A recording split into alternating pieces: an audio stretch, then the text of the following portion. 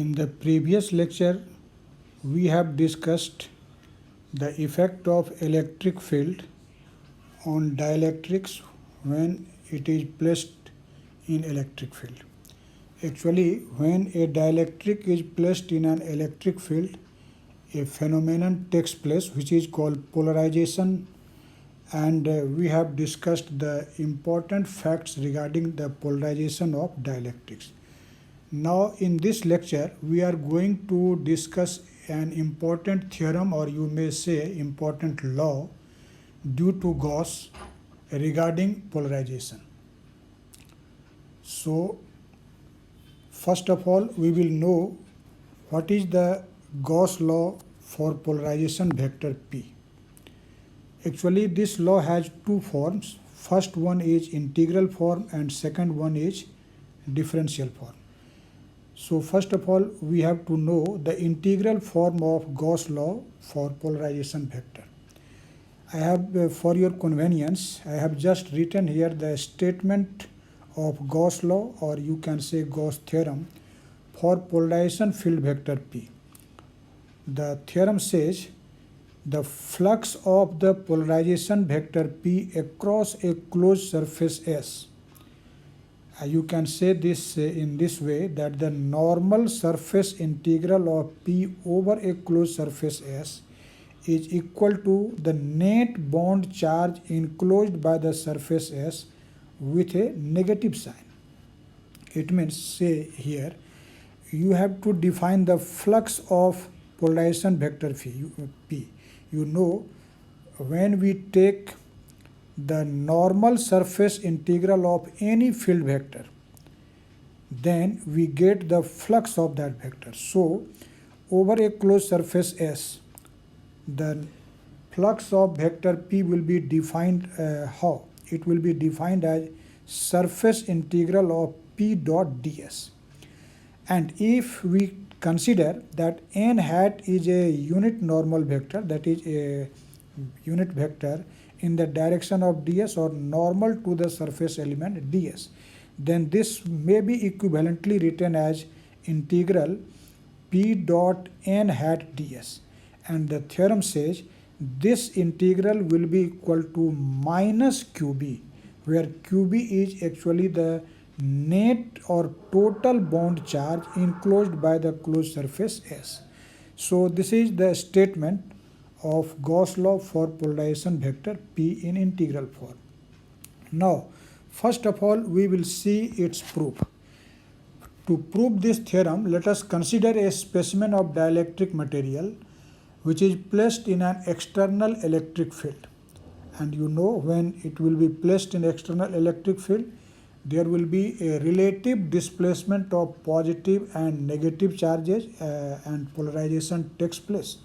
So we know that there will be displacement of positive charge in the direction of field and displacement of negative charge in the opposite direction of the field. So both the charges are displaced in opposite direction. Let us say, just for your convenience, you can see here that if the positive and negative charges were at this position, and in fact this is actually ds,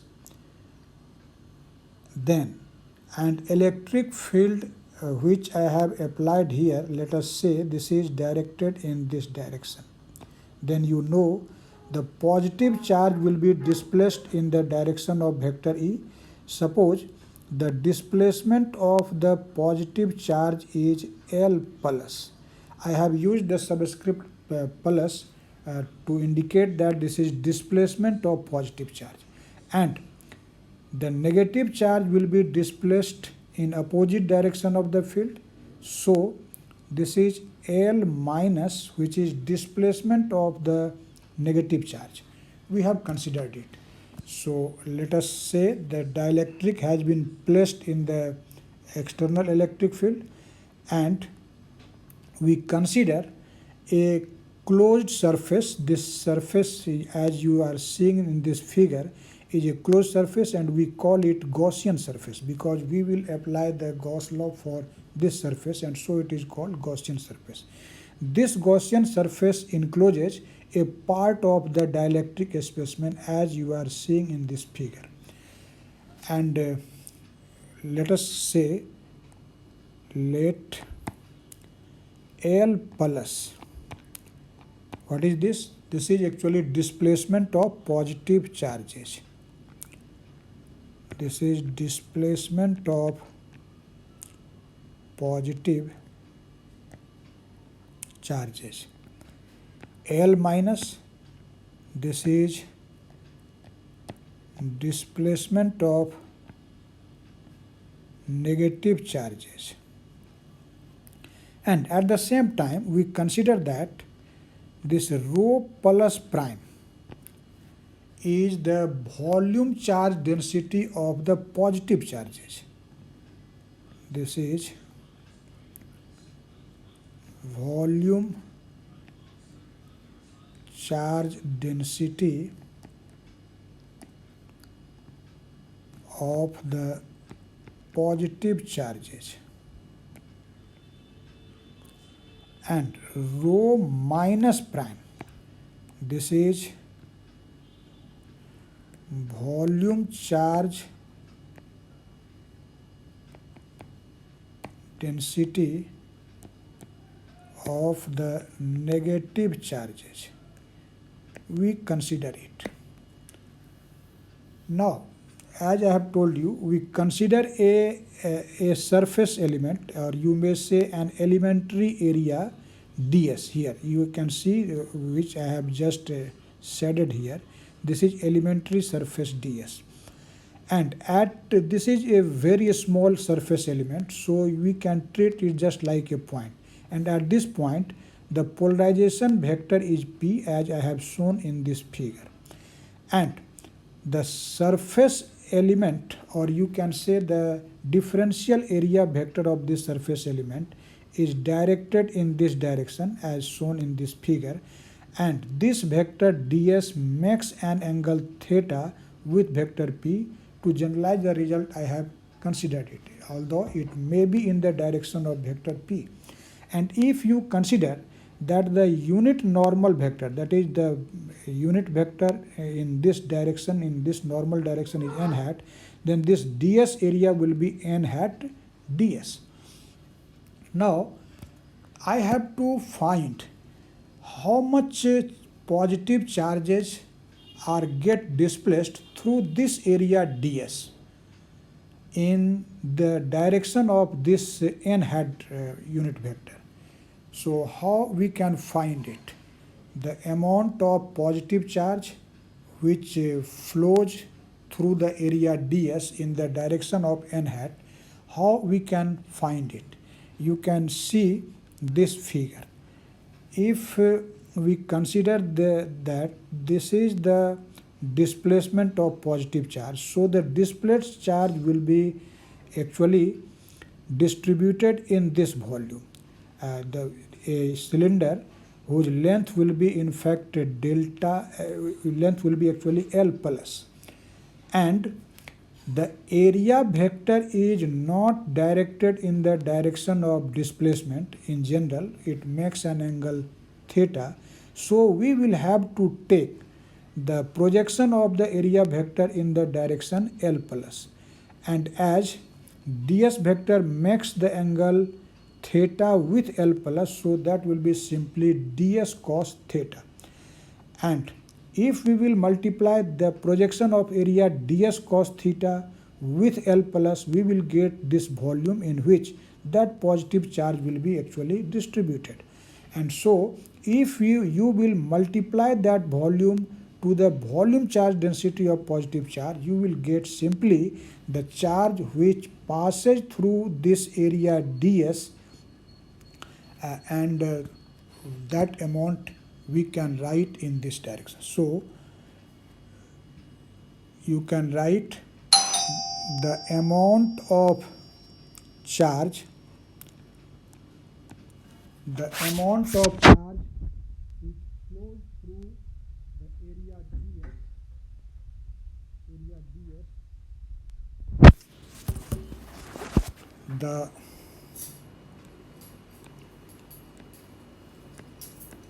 amount of the positive charge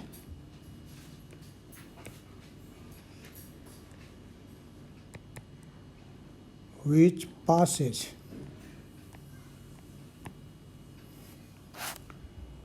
through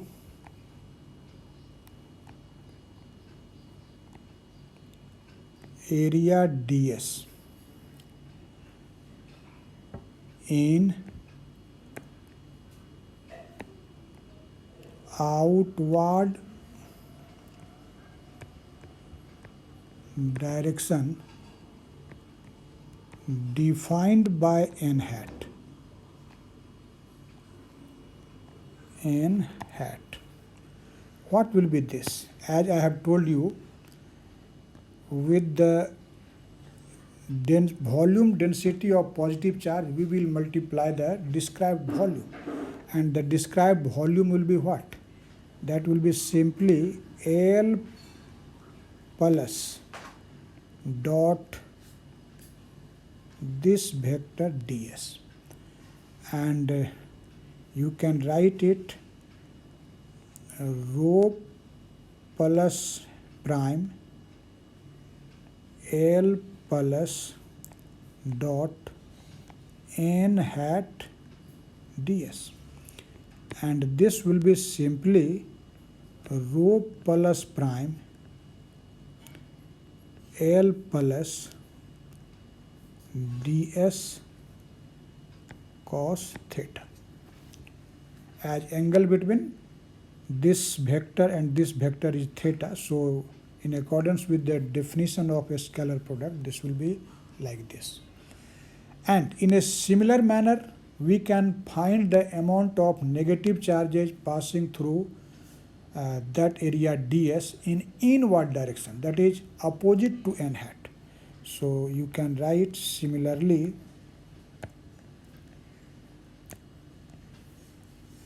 the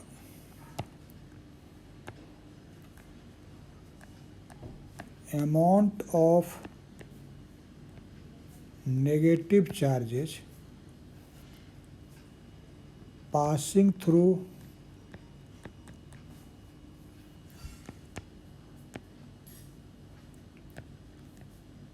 ds in inward direction.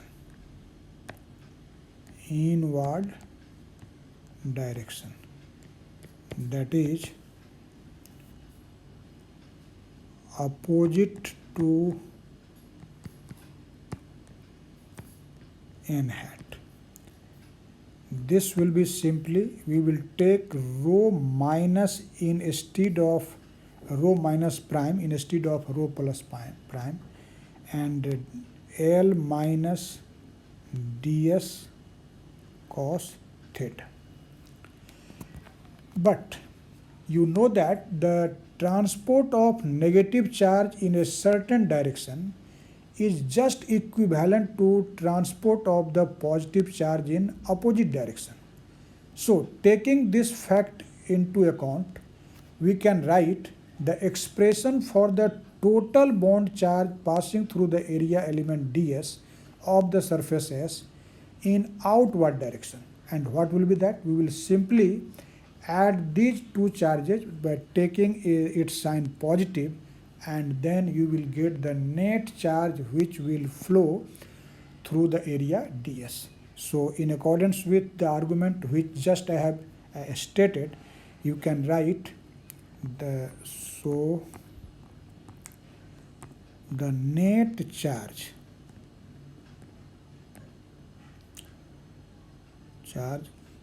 crossing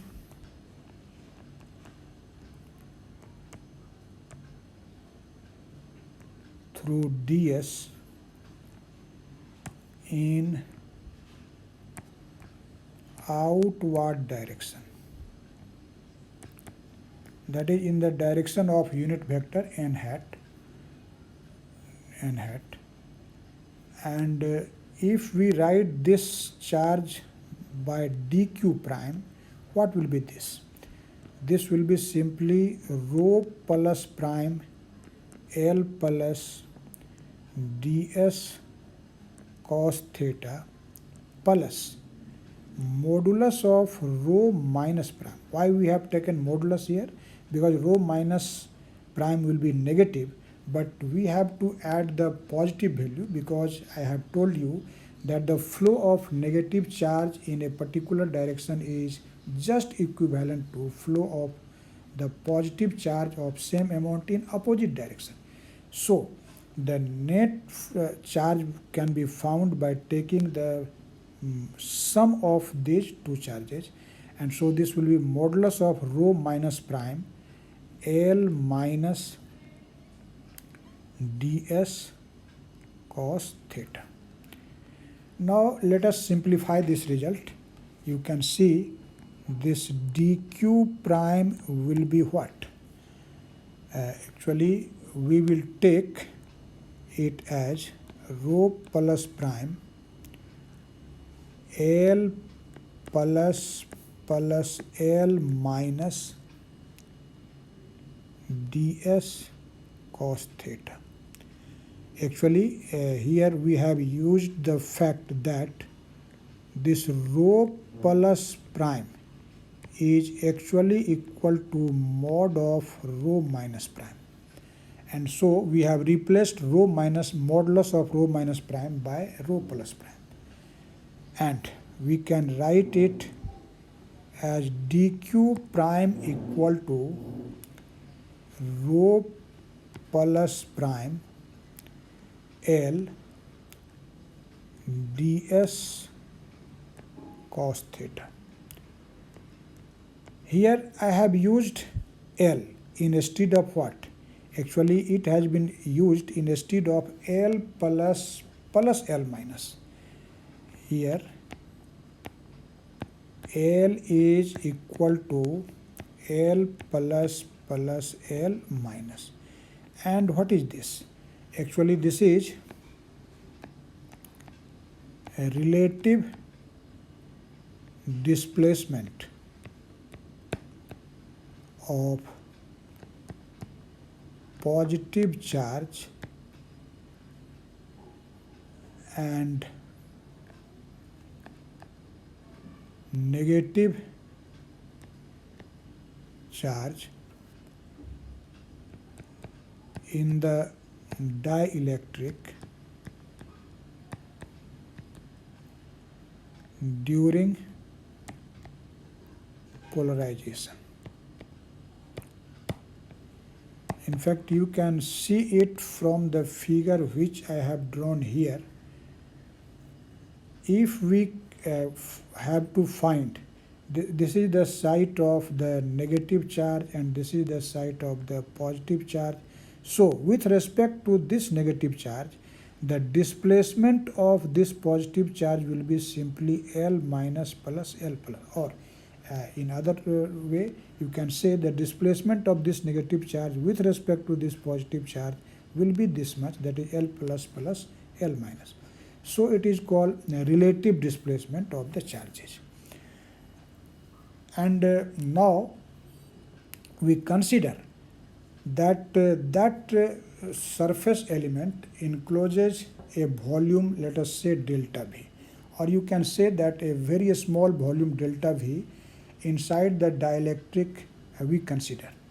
And if we have to find the charge inside that volume, if we consider let us say a elementary volume inside the dielectric, and this volume is actually dV, and if the volume charge density at a point inside this elementary volume is rho plus, then actually the total charge contained in this elementary volume will be rho plus into dV.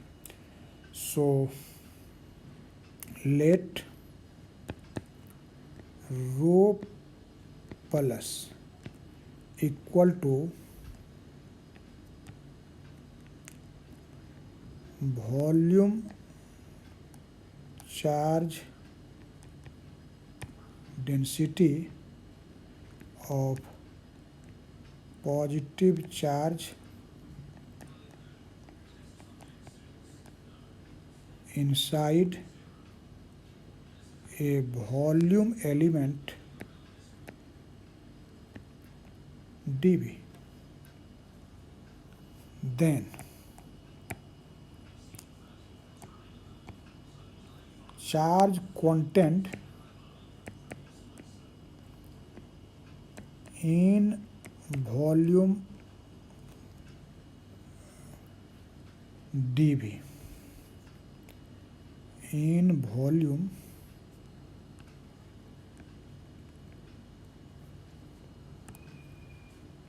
dV. And what will be that?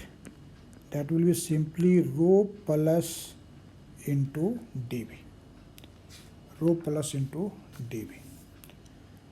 And sorry, this is in fact rho plus dashed, rho plus dashed. Now, as this charge has been displaced, this is rho plus dashed into dV, and this is rho minus dashed into dV. And you know the separation between these two charges is L. This is relative separation or relative displacement. So this is just like an electric dipole, and we can define the dipole moment of this electric dipole. You know, actually this will be a negative charge and this is positive charge, and amount of both of these charges are same. So the induced dipole moment in this volume dV. So induced dipole moment in volume dV, and if we write it as dP, what will be this? This will be simply charge multiplied by this length and in vector, and this will be directed from negative charge to positive charge. So this will be actually rho plus dV, this is charge, multiplied by L, not L plus, but displacement or separation between these two charges is L. So this is L. This is actually the induced dipole moment due to the displacement of charge in a volume dV. And now we can find the polarization vector at that point, that is inside that volume element, from the definition of polarization. So polarization vector, polarization vector P, we define it as dP by dV. And what will be this? This will be rho plus dashed, rho plus prime dV into L over dV. And so you can see this polarization vector is what? This is simply rho plus dashed into L. Say this is equation 2.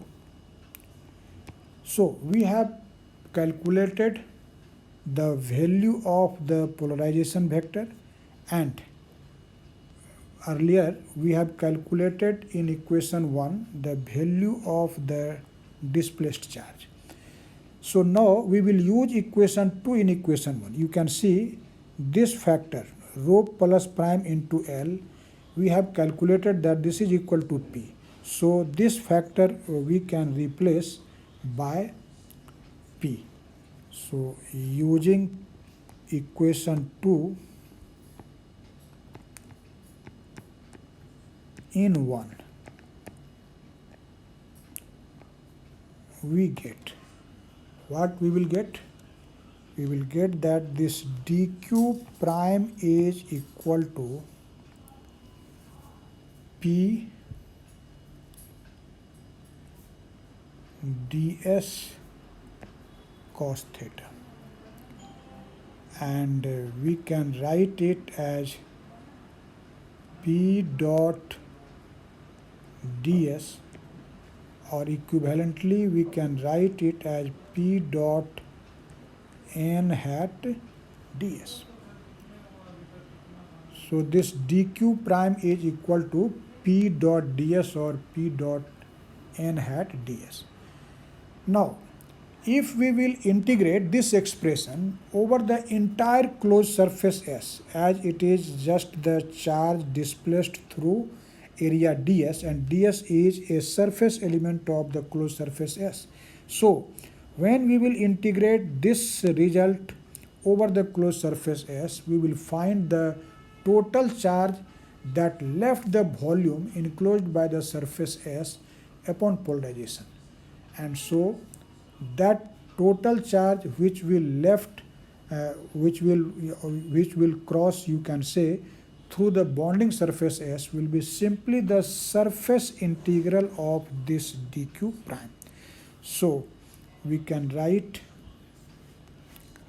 so the total charge,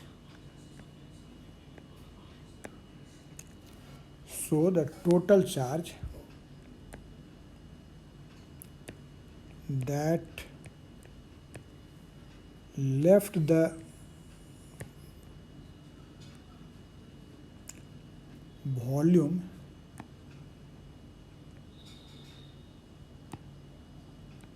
enclosed by S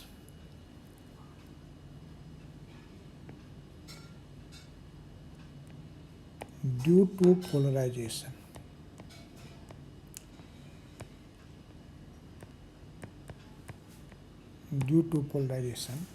will be what? That will be simply the surface integral of p dot or vector p, or you can say this is integral over S p dot n hat ds. Actually, as a result of this certain excess bond, as a result of this flow of charge, actually certain excess bond charge q dashed will be left inside the surface S, and the charge leaving the volume must be equal to the excess bond charge remaining within the surface S, and definitely the sign of the charge remaining within the surface will be just opposite to the charge flowing out through the surface S.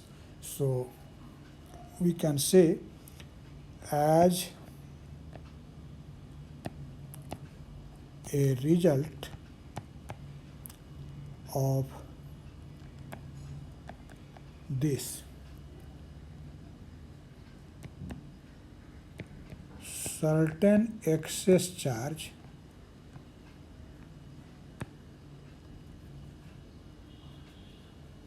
q dashed, actually this is a bond charge, will be left inside the surfaces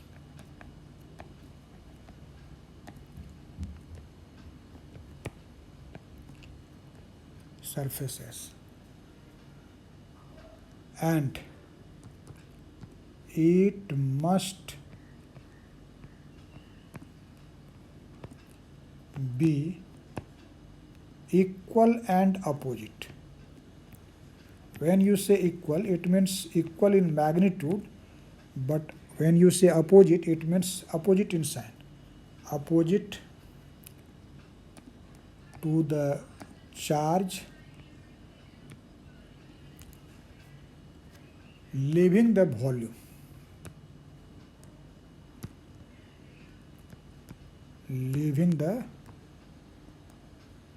volume V enclosed by S. And therefore, what we can write? As you have calculated, this integral actually represents the value of charge that leaves the volume V, and so this integral will also represent the net charge inside the surface S with negative sign. This will be equal to minus QB. If we consider that the charge which remains inside the surface is QB, and that so this integral will be actually equal to minus QB, because this integral represents the charges, the charge which actually flows out. So the remaining charge will be, so this integral in terms of the remaining charge will be with negative sign. And you know, this is actually the integral form of Gauss law for vector P.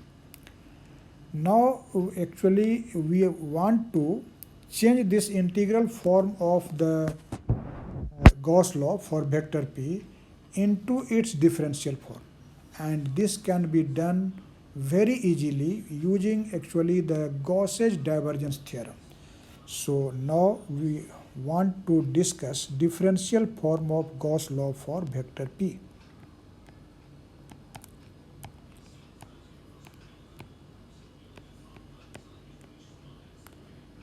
Differential form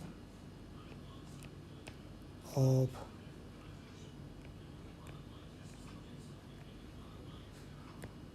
Gauss law for polarization vector P. As I have told you, we will just convert the volume we will just convert the integral form into differential form using the Gauss divergence theorem. So we will start from integral form of Gauss law. So according to integral form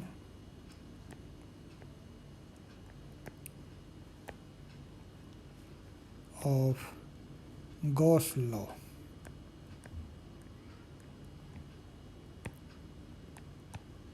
for P, we have just read it, that this is integral over S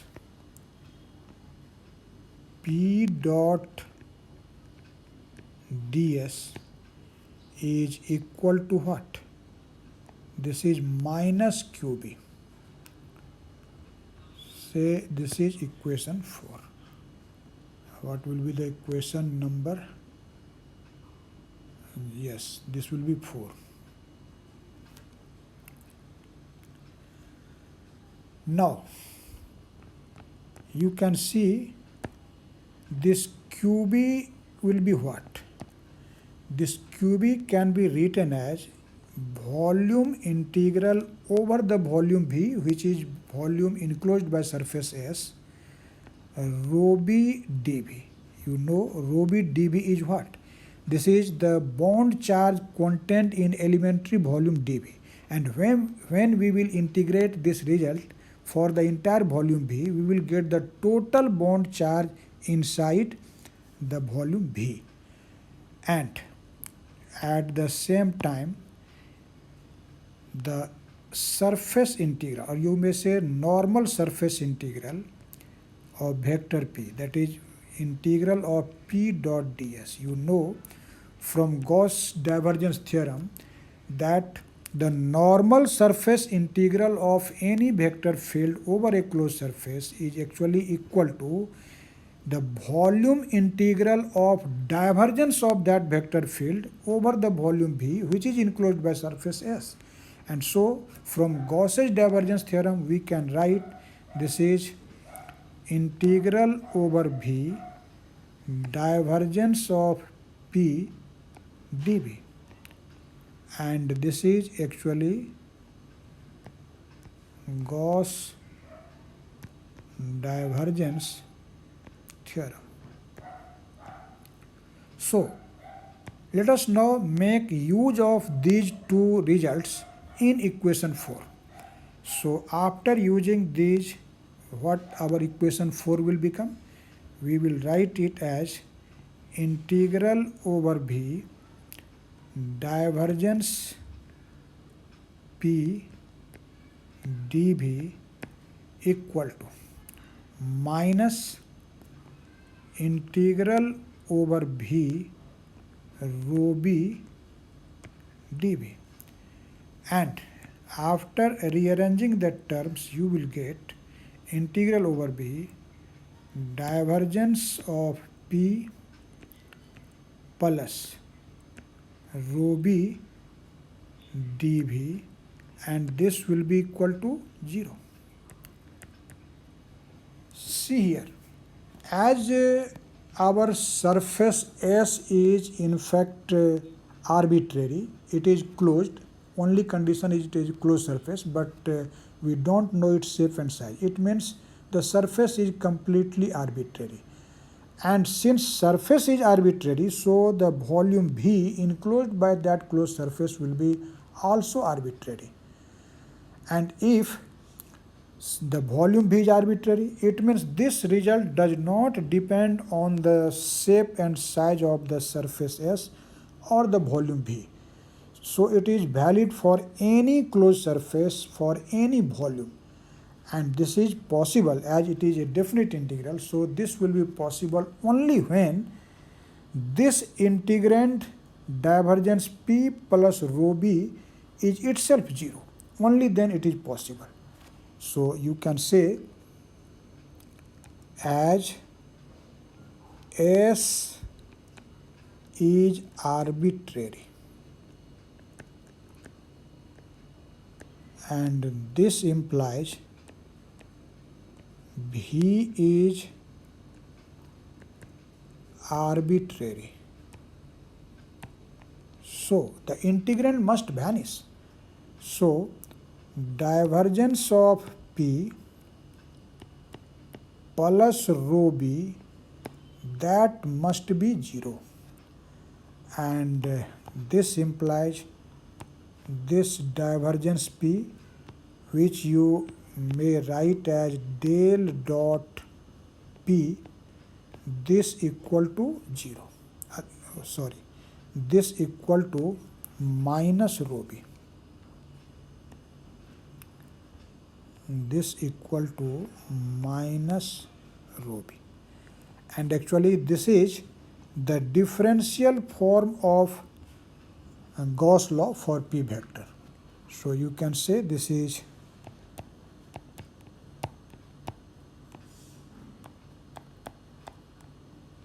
differential form of Gauss law for vector field P, polarization vector. So you can see the differential form. It is also known as microscopic form because here rho B is a microscopic quantity. It is defined at a point. So this is equivalently called microscopic form of Gauss law. Now, actually using the Gauss law for vector P, we can relate the bond charge and the free charge, and at the same time we can also relate the volume charge density for the bond charge and volume charge density for the free charge. We can relate it. So this is a most important result, a relation between QB and QF, and at the same time relation between, you can say sigma, not sigma, but rho B. rho B and rho F. How these charges are related to one another?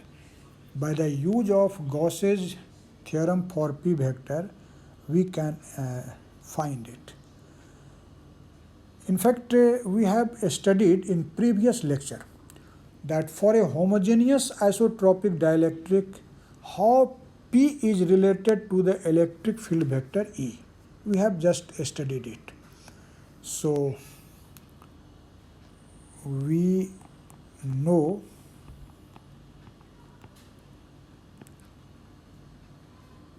for homogeneous isotropic dielectric,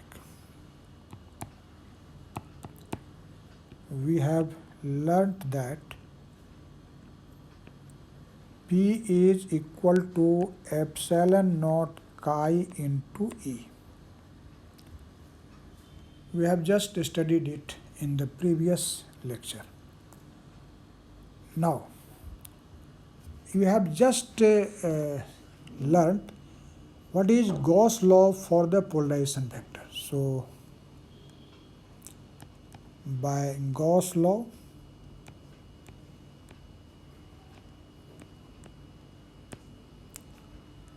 for P vector in integral form, we have studied that the normal surface integral of vector P over a closed surface S, or you may say the flux of vector P over a closed surface S, is equal to minus QB, where QB is the bond charge. Now, replace this P vector as you have seen here. This P is equal to this much, epsilon naught chi E. So, we will replace this vector P by epsilon naught chi E. And since epsilon naught chi is constant, so take it out of the integral. So, the result will be epsilon naught chi integral over S E dot ds, and this equals minus QB. And what will be the equation number? Let us see. Our previous equation number was what? That was 5. And so let us write it equation 6. Now, we know Gauss law. You have definitely studied it in lower classes. Gauss law for the electric field vector E. So, according to Gauss law for E vector, electric field vector E, you know this is in fact flux of electric field vector E over a closed surface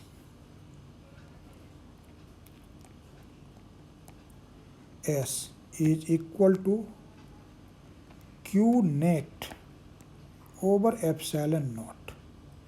Actually here Q net is the total charge inside the closed surface S, and you know this net charge actually includes two charges. One is free charge QF and another is the bond charge QB. So this Q net will be equal to QF plus QB, and this is epsilon naught. So remember this QF is what? This is free charge or extraneous charge. Free charge. And we can write it as epsilon naught integral over S E dot ds equal to QF plus QB. QF plus QB. And say this is equation 7. Now see this result, and let us put the value of its LHS, which is in fact QF plus QB, in equation 6. So if we will make a use of equation 7 in equation 6, what will be our result? So you can see I will just replace epsilon naught integral of E dot ds by QF plus QB. So after the use of equation 7, our equation 6 will become.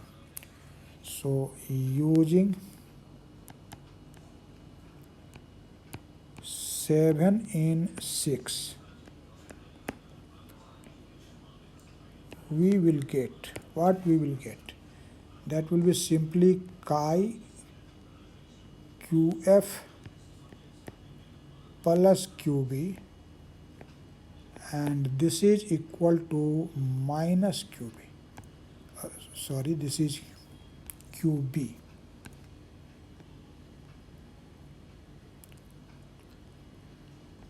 Minus QB. Now just rearrange the term and find out the value of QB. Take it in LHS. So this will be in fact QB 1 plus chi, and take the other factor in RHS, so that will be minus QF into chi. And so what will be this QB? You can write this QB is equal to minus chi over 1 plus chi into QF. And actually this is relation between the bond charge QB and the free charge QF. This is a important result, so I am writing the equation number A1. And from here we can see that if this QF is 0, then QB will be actually 0. Now this result which we have obtained in equation A1 is in fact valid for any volume, you can say. So if we consider now an infinitesimally small volume, say let us dV, and in that condition the bond charge inside that volume dV will be written as dQB, and the free charge will be dQF. We can write it. Since this result is valid irrespective of the volume, and so we can use this concept. So in case of infinite simal volume dV, actually this QB will be replaced by dQB, and you know what will be this dQB? This dQB is simply the bond charge enclosed in an elementary volume dV. So this will be simply rho b into dV. So this is rho b into dV. And in a similar manner, for this elementary volume dV, we can replace the charge QF by dQF, and that dQF may be written as rho f into dV. So now let us substitute these values in equation which I have just obtained here in equation A1. So making use of these in A1. So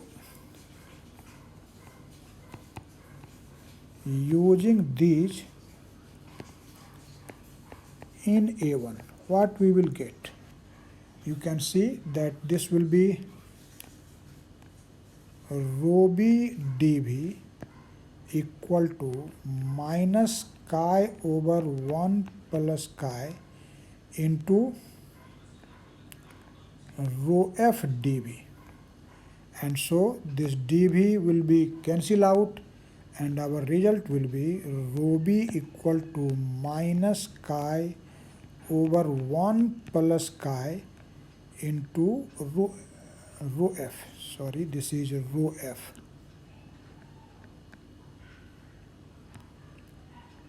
Rho f.